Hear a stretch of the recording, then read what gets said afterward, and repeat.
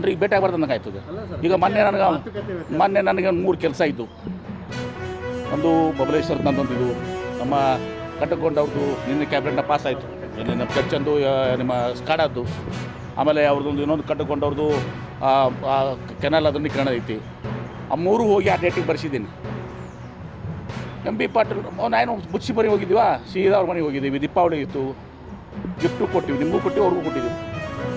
ಕೊಟ್ಟಾರ ನಿಮ್ಗೆ ನಮ್ಮ ಮಾತಿದ್ದಾಳೆ ಕೊಟ್ಟಿಲ್ಲ ನಮ್ಗೆ ಅಂತ ಕೊಟ್ಟು ಗಿಫ್ಟ್ ಕೊಟ್ಟು ಇದು ಮಾಡಿ ಅವರು ಫೋಟೋ ಹೊಡೆದ್ರು, ಅಲ್ಲೇ ತಿಂದರು, ತೆಗೆದು ಅಲ್ಲೇ ತಿಂದೇ ಬಿಟ್ರು ಅವರು. ನಮ್ಮ ಮನೆಗೆ ಹೆಣ್ಮಕ್ಳಿಲ್ಲ, ಈಗ ಮತ್ತೆ ಹೆಣ್ಮಕ್ಳು ಬಂದ್ರೆ ಸ್ವೀಟ್ ತಿನ್ನಕ್ಕೆ ಬಿಡಂಗಿಲ್ಲ ಅಂತ ಹೇಳೋದು ಅಲ್ಲೇ ಏನ್ರಿ. ಅದಕ್ಕೇನು ಸಂಬಂಧ ರೀ? ನಿನ್ನೆ ನಾವು ಉದ್ಘಾಟನೆ ಇತ್ತು ನಮ್ಮದು KID ಬಿಲ್ಡಿಂಗ್, ಮುಖ್ಯಮಂತ್ರಿಗಳು ಬಂದಿದ್ದರು, ಮುಖ್ಯಮಂತ್ರಿಗಳು ಮಂಡ್ಯಕ್ಕೆ ಹೋಗೋದಿತ್ತು ಏನ್ರಿ.